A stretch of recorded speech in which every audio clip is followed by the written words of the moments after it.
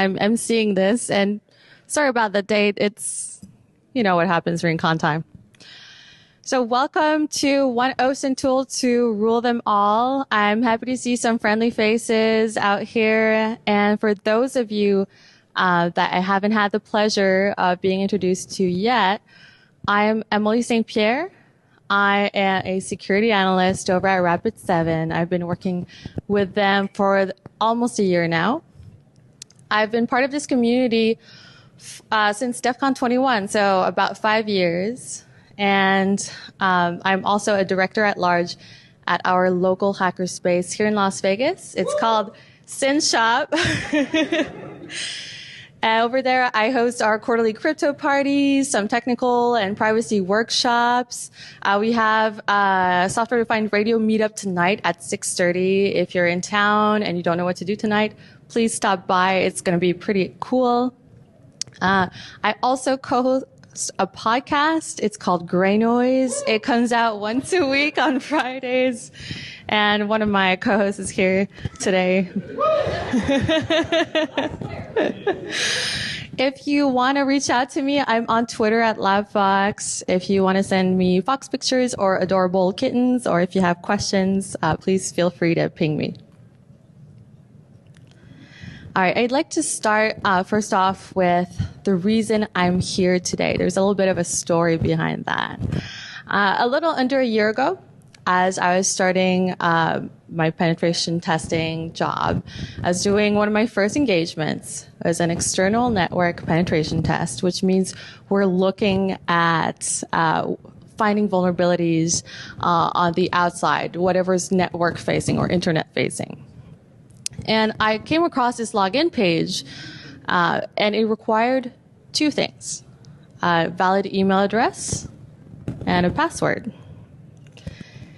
So I thought, this is pretty straightforward. I'm going to do a password guessing attack, right? So if I can find a valid list of emails for that one company, I can try to see if there's any typical passwords you'll find out there, and hopefully I'll get a hit and I'll get internal access. So being pretty fresh, I didn't know that many tools at the time that gathered publicly available information. So I used the Harvester. It's a command line tool. It comes with Kali Linux by default, and it goes and searches for email addresses and subdomain information via search engines. So I entered company.com's domain, and I got about a dozen or so email addresses back. I didn't get any hits, unfortunately, during the engagement, but it went well, wrapped it up, and thought that was that. The second week on the job, I was introduced to this one book by author Peter Kim. It's called The Hacker Playbook 2, and in it, the author talks about this tool called Discover. Now, Discover has a little bit more features, and just for fun, I decided to try it out with my previous engagement's domain. And the results were wonderful. I got about 2 to 3 times more emails back, and the majority of them were all valid. And so that got me thinking, right? What if I had been able to use that tool right off the bat? You know, would I have gotten internal access? And what other tools are out there? You know, if this tool is better than the last one, well, then maybe there's other tools that are even better out there. And what about tools that collect different types of data? And as I was wondering that, this is where the OSINT tool comparison table came into place, right? Wouldn't it be great to know which tool gives me the best username lists? Wouldn't it be great to know which tool is the best at analyzing metadata? And basically, you kind of get the gist of it. You know, we want to see which tools are out there and which tools are better than others, maybe depending on our needs. And so I got together two things, methodology and then a list of tools, and I got working on my project. So I was talking about publicly available information a little bit earlier, and that is OSINT. So OSINT is all about finding, locating that publicly available data and analyzing it and transforming it into something that's valuable to you as an attacker, as a competitor. And that's a penetration testing execution standards definition. But really, OSINT is whatever's valuable to you. You don't have to be an attacker. You don't have to be a competitor to find OSINT valuable. Now, let me show you some examples of this.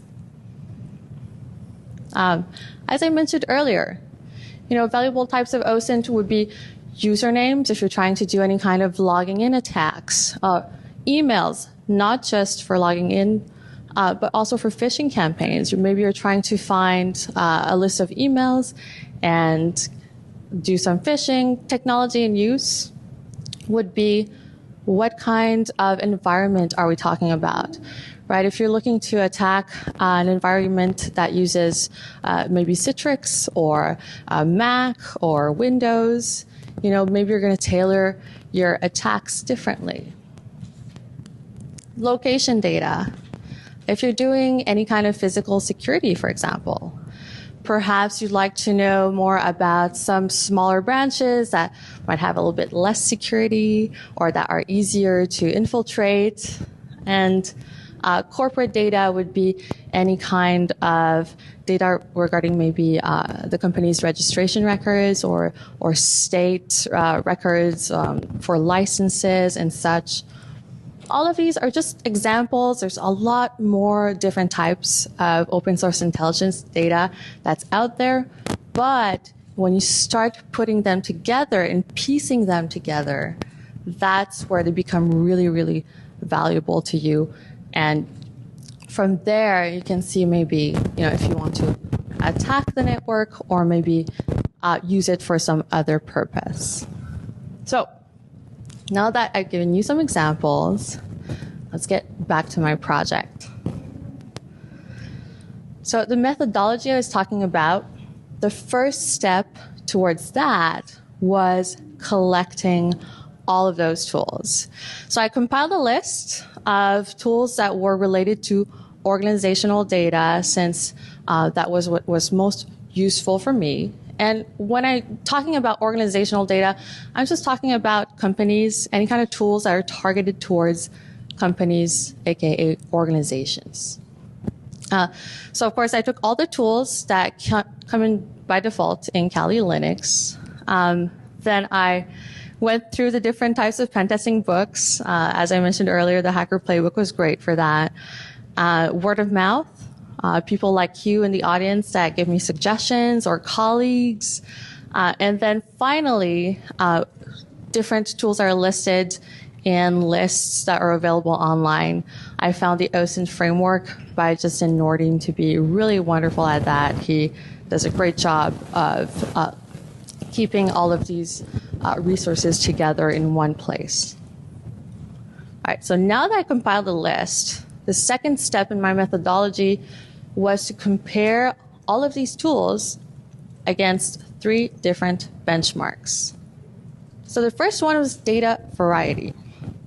What I mean by data variety is how many types of data can I find with a tool, right? Does this tool only find email addresses, or does it go find maybe corporate data or legal data, right?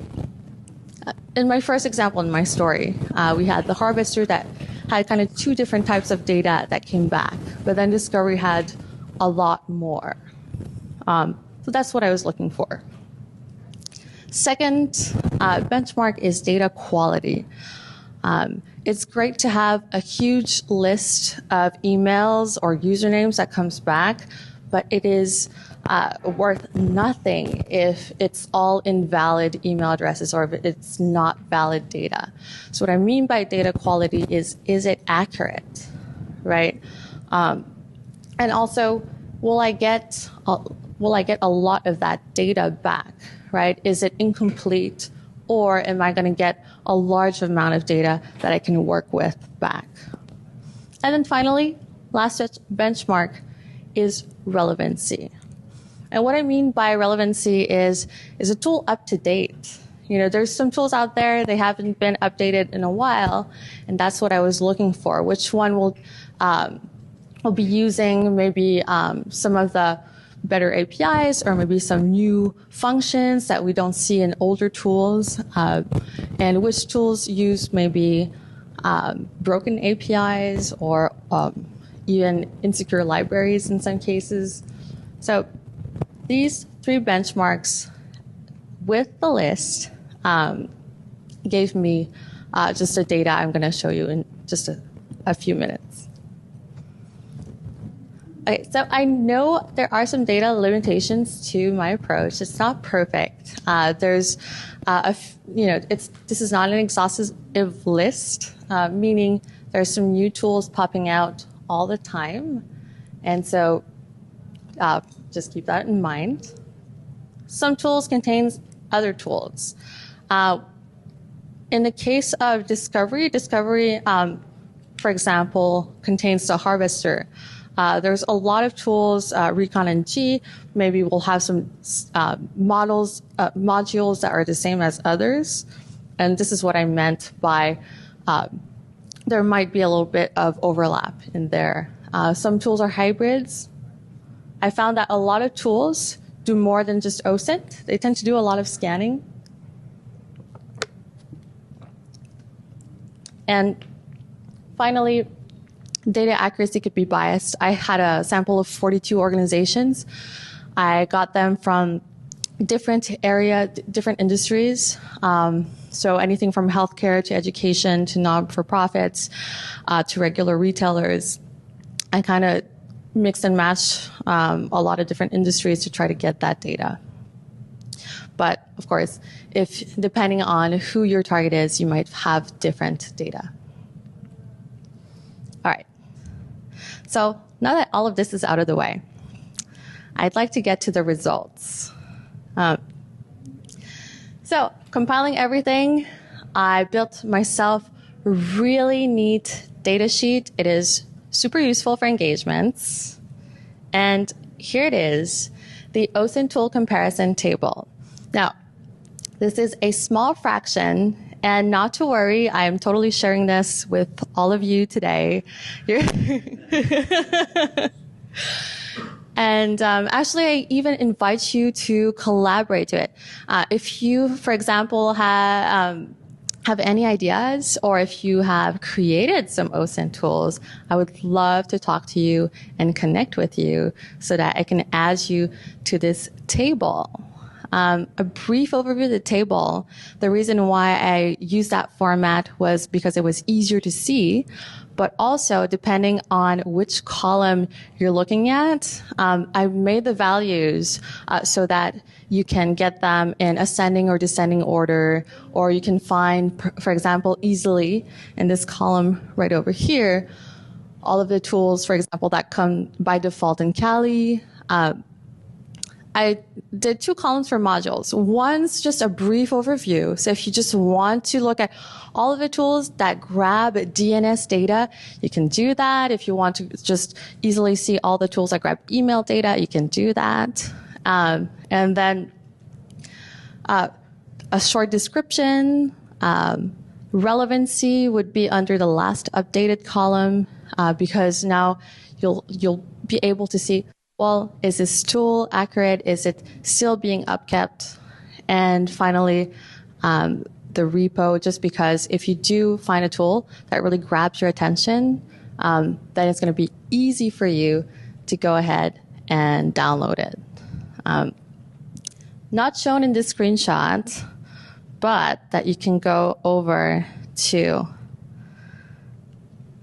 this link to grab it are other columns that you'll find where I'm rating on a system of 1 to 5, how basically the result of my methodology and my analysis.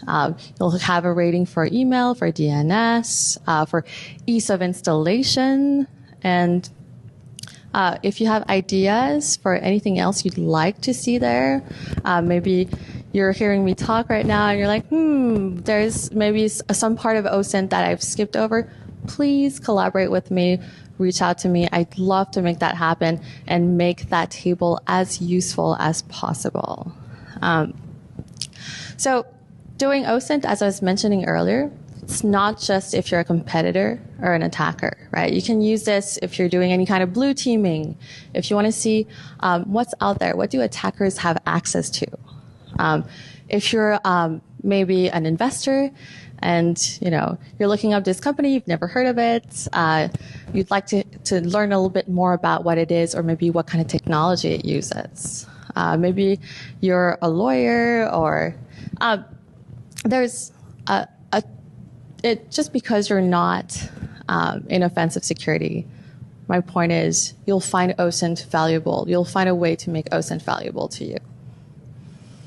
All right. Does everyone have this link? Everyone good? Okay. Awesome. So you're all here and listening to me, and this table is awesome and magnificent, but I know what you all came here for, which is you're probably asking yourself, so Emilie, well, which tool does rule them all? After all, this is the name of my talk. Well, I didn't find one tool that really did everything, but I did find a few tools that really were shining in this department. And I apologize, I see that I forgot the URL for ReconNG, sorry, in this slide. But you can find the URL for that actually on the table. So best email lists. Definitely ReconNG, and that's because the tool uses some Salesforce data and has a couple of modules, LinkedIn, Salesforce, and it grabs them together and it parses them and makes a really nice list. Most user-friendly, Spiderfoot. It's easy to install. It's GUI. It's a local server, and it does a ton of things like different kinds of data grabbing, such as vulnerability analysis. It looks at DNS, domain information. There's a lot. I couldn't list them all, but it's really easy to use. So if you're trying to dip your toes into OSINT, I would definitely suggest Spiderfoot.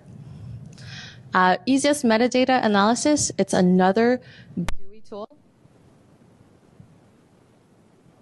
Okay. It's another GUI tool called FOCA. FOCA is a Windows-based tool. It's awesome. It goes and grabs files over search engines. And I don't know, does it still work? All right. Okay, awesome.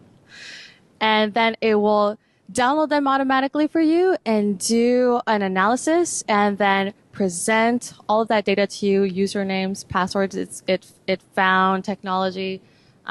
Overall, great tool. Even though the free application is end of life, it's still very relevant. And I think now they have a subscription model instead. Again, these are my picks. You might find that there are certain tools as you discover, as you use them, that work better for you. So if you do, I invite you once again to collaborate with me. And here is the link to OSINT comparison. If you're looking at some of the resources I mentioned in the talk today, you'll find them here. Again, if you want to reach out, here's the link to the table. Here's the email. Please, let's collaborate. If you're new, if you're curious about tools, I'd love to hear what you have in mind, what you're thinking, or maybe you want to create a tool and you'd like to see maybe if there's some gaps in the table that you'd like to implement in your own tool. And so that's it for my talk here. But as you know, so this is my first conference talk. And to do that, I needed the help of my mentor.